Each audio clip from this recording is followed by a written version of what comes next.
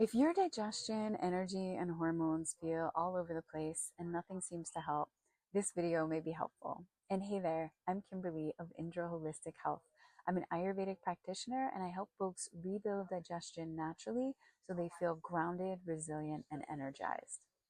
Many people come in thinking their symptoms are not connected and they want to fix each one with a piecemeal approach. But Ayurveda always sees symptoms we're experiencing as part of a pattern. And so we always want to zoom out and look at the whole context of what's going on so that we can get to the root cause and uncover the pattern. Today, I want to share about a client who came in who was experiencing digestive issues. Her digestion oscillated between constipation and loose stools. She had gas and bloating on a regular basis. She was restricting foods pretty intensely because she had these digestive issues that she was trying to work out. So she was kind of hopping from different diet and protocol from one to the other in an effort to resolve these herself, and she was being very rigid about what she ate. She also had anxiety and um, concerns around her weight and energy. So in Ayurveda, we always want to start working on addressing symptoms right when we begin to experience them. The longer we wait, the longer they have to fester and potentially spread to other parts of the body and cause deeper problems. So it's important and supportive to your health to act fast. Take your body's cues and respond quickly. So with this person, she was living a very healthy lifestyle, eating well, wholesome, fresh cooked foods, doing yoga. She wasn't overweight. She had a good partnership that she was in. Her job was pretty good. So there weren't glaring, obvious things that she was doing wrong. So we dug deeper. And when I work with clients, and this client in particular, the questions that I wanted to ask are often questions your doctor doesn't necessarily get into with you. But I wanted to, in an effort to uncover the deeper pattern going on, I wanted to know what's the arc of these symptoms. When are they at their worst? When do they show up? And how do they shift throughout the day, throughout the month in relationship to her menstrual cycle, throughout the year in relationship to the seasons? How are things ebbing and flowing? I also wanted to know, does travel affect them? Does stress affect them? And if so, how? And I was curious to know how this person was managing stress, what her main stressors were, what her main sources of support were, how the balance between the two were, and what she was doing to manage stress. I was curious, how's her appetite? Hunger gives us a lot of information about what's going on with digestion. I also wanted to know what her tongue looked like. Was there a coating on it? Where was the coating? Did she feel energized after eating or more tired and lethargic? What was her emotional landscape like? Was she dealing with a lot of unseen stressors that wouldn't be obvious from other sources? And what was her daily routine like, her rhythm for the day? Was she getting up at the same time daily, eating at the same time daily, going to bed at the same time daily? Or was it kind of a wild card depending on the day? And also, what was her sleep like? Sleep is such important, good medicine for us. And so if you're not sleeping well, I really encourage you to address that right away. Our body does so much important detoxing and repairing while we sleep. So with this person, the Ayurvedic pattern that was showing up was Vata aggravation at the core. This Vata aggravation was also then contributing to Pitta aggravation, and she was experiencing it in this excess erratic heat coming in the form of hot flashes. So the things that kind of clued me into this were the variable digestion. Anytime there's a lot of variability, that indicates there's Vata aggravation. She also had her hunger was very variable. She didn't get consistently hungry. So another clue that Vata is involved. Her symptoms got worse with stress or with travel. So travel tends to be very Vata aggravating. And if we notice that there's an increase in symptoms, then that's also indicative that Vata is involved.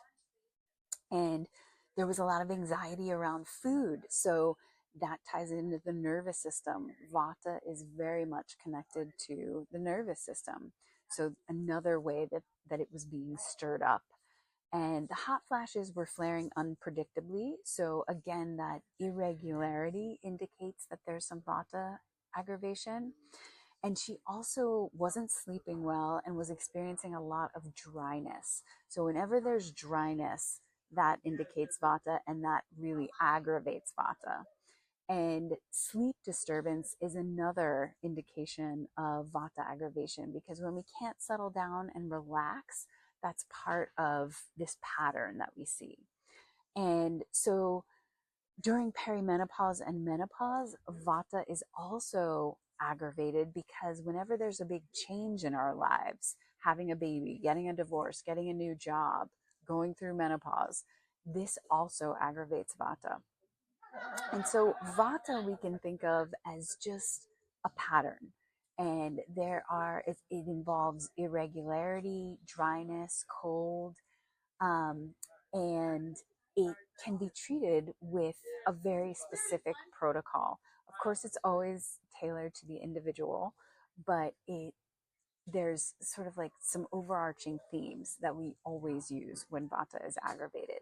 And so those themes include rhythm. We want regularity, routine, warmth. Vata is cold, so we want to warm things up. Moisture. Vata is very dry, so bringing in hydration and moistening the tissues, also very important when there's Vata aggravation. And nervous system support, another key factor in Vata management. And for this person, we brought in some specific practices that she could fit into her daily routine, and some herbs that would be supportive to her nervous system. We also looked to rebuild her relationship with food. She had all this anxiety and restriction around eating, and that was also feeding this Vata aggravation. So we kind of softened the rigidity and the rules and rebuilt her intuition around eating slowly but surely, so that she didn't feel like she needed to, follow a strict chart and eat only according to that, but that she could kind of soften into what her body was craving and notice how it was digesting and decide, is this a food I want to eat again, or is this something I should stay away from? And in this process, she began to understand her body more deeply than she ever had. She began to communicate with it in a real present way, rather than just in this, she had taken a very intellectual approach, done a lot of research, and, was following the rules that she had learned about what she should do for, this and that condition. But what we aimed to do was to really bring her back into direct conversation with her body, so that she could take cues from it more easily and not be worried about following these strict rules. She began eating and living in a way that matched her constitution, that matched her body type and her gut type. And she also began approaching food with more curiosity and awareness. So we really deepened her body awareness through simple daily assessments and some journaling. We also stabilized her rhythm, so got her onto a regular schedule, a regular routine that worked for her. And then the hormone balance was also supported through these diet and lifestyle changes. And none of this was rigid. It was all very personalized and step by step. So once we identified this pattern, we can interrupt the cycle much more easily. And the sooner we do, the easier it is to unwind the pattern and to recover our health. And when these patterns linger, the longer we let them linger, they tend to deepen, they tend to take root and take hold, and then start to spill out into other systems and really cause chaos in the body. So early support is a gift to your future self, and I can't encourage that enough. With this person, the transformation was amazing. So her digestion became more regular. She started having regular bowel movements. She reduced gas and bloating. She had a lot more predictability around her hunger, and eating became a more easeful and enjoyable process that actually felt nourishing. She had less anxiety around food. Um, her hot flashes improved. She didn't need to take hormones. And she also felt just more in harmony with her body and had more trust and confidence in her body. So, and these kinds of shifts are often much easier than people expect. We didn't put her on some elaborate, intense protocol. It was really, honestly, more soft of a protocol than what she had been doing to herself prior to our working together. And, it's especially easy, like I said, when we start working on this stuff sooner rather than later. And so at the end of our work together, at the end of the program, she told me that she felt like a new person, that after years of having hot flashes, she found relief without hormones or expensive medications. And what stood out most to her was how her relationship with food changed. She said she no longer felt the compulsive need to control everything she ate. She felt she could trust her body again and had a way more harmonizing life with her diet. So, if you relate to this, then there's some common red flags to look for that we see in this story. When there's digestion swings between extremes, this is often a Vata pattern. When there's gas and bloating, often connected to a Vata pattern. Exhaustion in general, often connected to a Vata pattern. Hormone imbalances, also often connected to a Vata pattern. Feeling confused about what's helping or hurting can commonly happen because there's so much variability and instability.